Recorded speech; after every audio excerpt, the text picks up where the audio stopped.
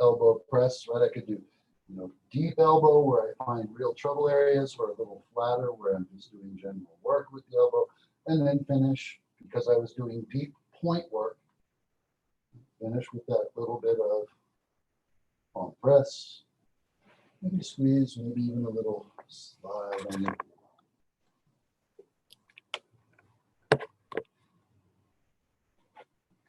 And then come out, bring that arm up and over, slide up, and climb back down. After that one, the alternative. And again, the one that I actually use in practice, if you're small, sliding under, it's a very nice position. It feels nice to the client, nice and supported if you do it well, and you can use it. But if you're big, it's pretty rare. Sometimes I will do this one, but usually I wait for a client that's pretty big, so I have room for my leg. So for most clients, for me, and because it's a little easier, just, as far as my effort and work goes, roll up that towel. I will take the pillow away. I will bring the shoulder up. I will put the towel high, but between, right? Shoulder blade, medial border of shoulder, scapula, and the spine. Arm back out, head on the mat so the client is more flat. And then warm up with the presses, palm press. Definitely more power here now. Also, the shoulder is not as stressed out. I think is part of it too. When I have the client way up on me and the arm all the way back, the client may have a hard time letting go because they're like, oh, I wonder if this is okay for my shoulder. But right now, there's really no question. The shoulder is very neutral and flat on the mat. How are you doing with those? Yeah. After that work, then the new work, right? I can do forearm or elbow on pec minor. I can do from below. X said that he liked this direction for the specific work that was being done with the elbow across the fibers of pec minor.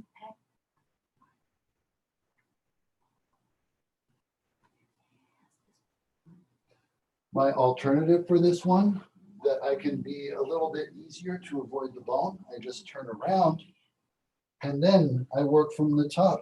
This way I avoid the clavicle, right? Because I'm going to be below the clavicle going away, and I can come right across all of those fibers.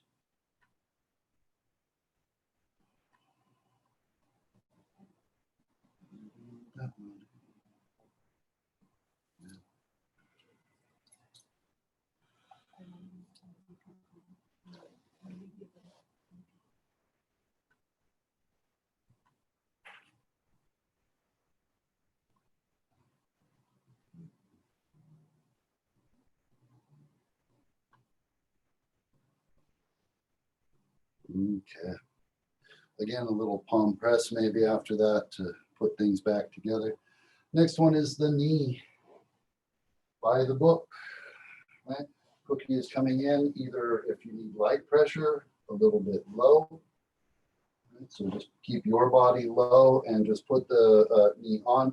Again, anytime you do this, make sure you're not on the bone, right? Not on the shoulder joint, not on the clavicle. Use your toes in the back. Make sure you're up on the toes so the knee, as much as possible, is coming down on the pec instead of hitting the side of pec major. Least pressure, sit back a little bit.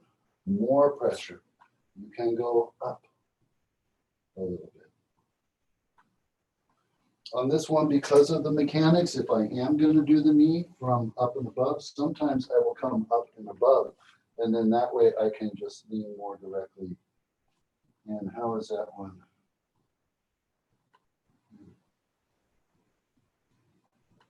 And so I'm setting up my mechanics a little bit differently because I'm thinking about what works for my body. Well, if I have my leg back here, now when I lean, I'm going straight down and in to the chest. Right before, when I was leaning, my leg wanted to slip. I had to use some muscle power to keep the leg on. Now I do not.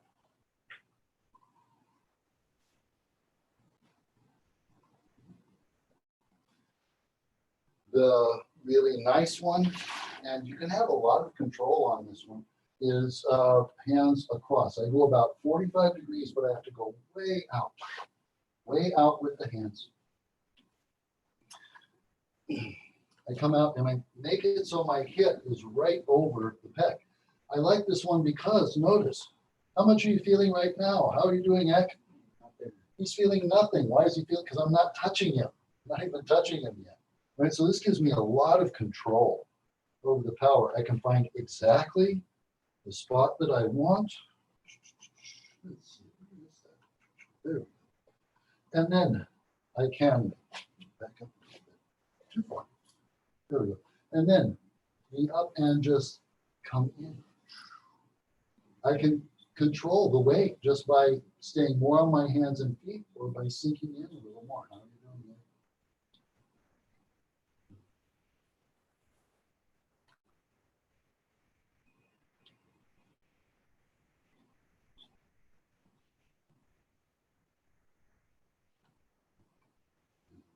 Little circle as I come out.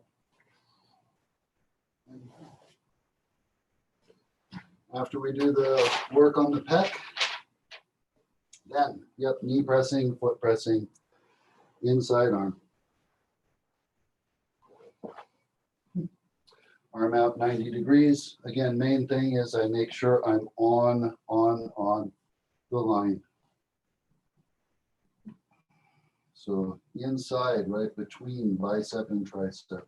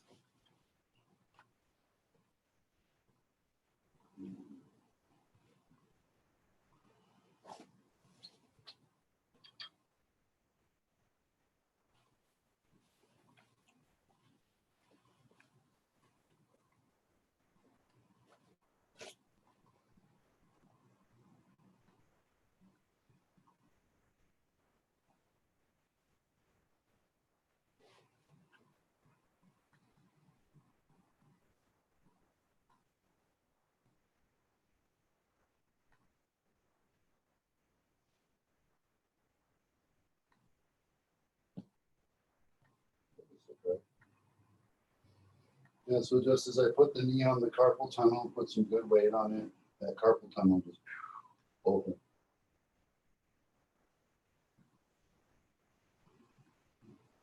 After knee press, foot press. Okay.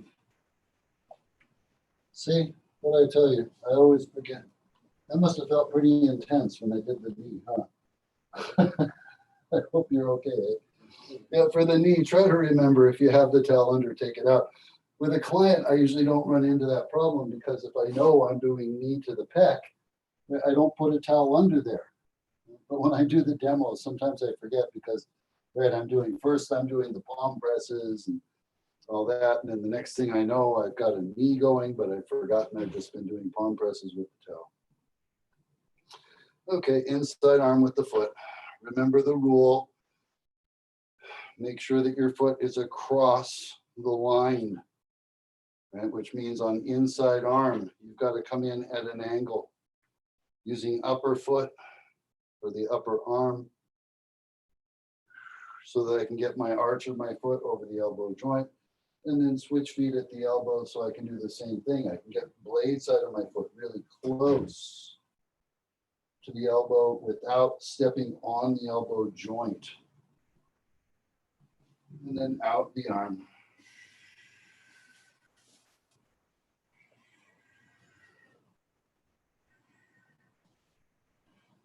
And typically when I come out the hand, yeah, I'll turn my foot to just go out, out, out.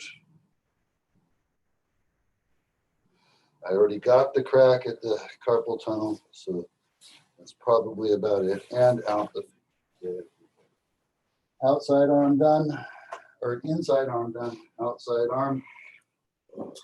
We have that kind of funky forearm press on the upper arm. I don't know. I'm not going to do it.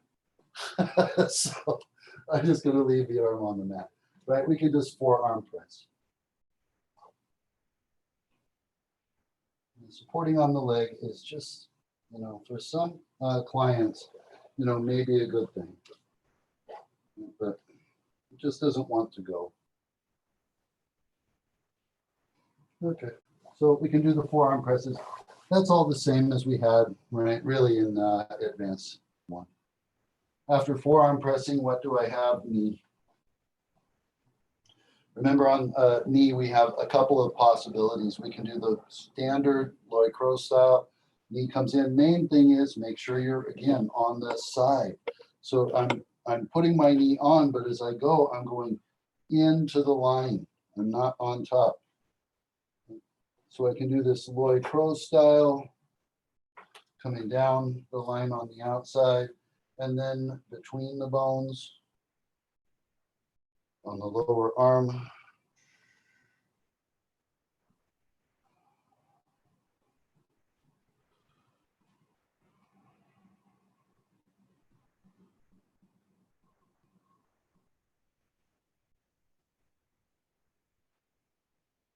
So just kind of going down, trying to keep the arm fit in that hole in my knee. Or I can do that kind of nice, Pichette style.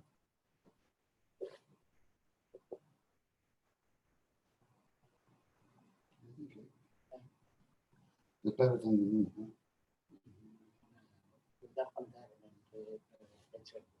Better pressure. X says better pressure this way.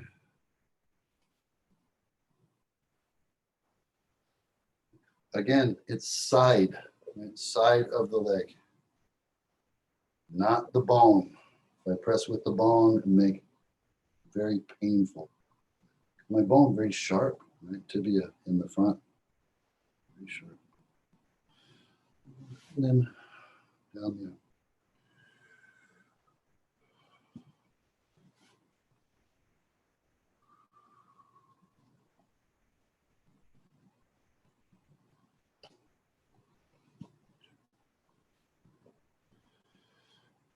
After the knee press, foot press. So I have to step a little away because I have to be on the side of the arm.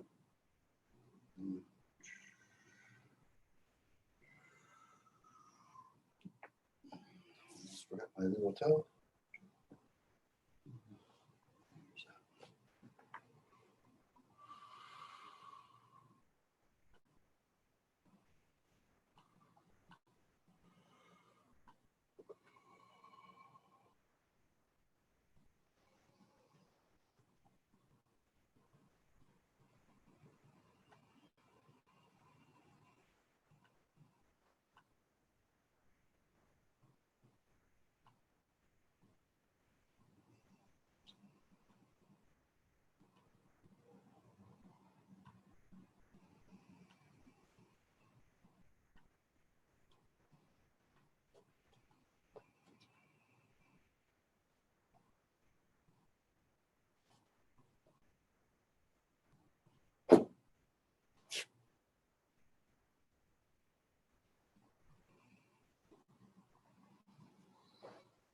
And then finish with that little bit of hand massage.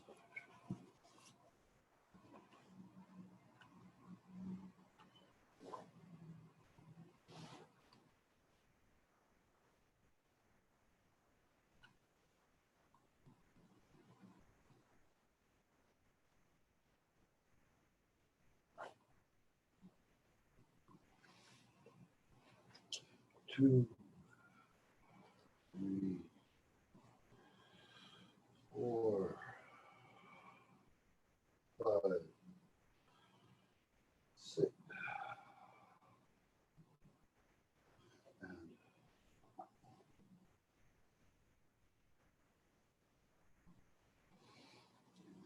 and down.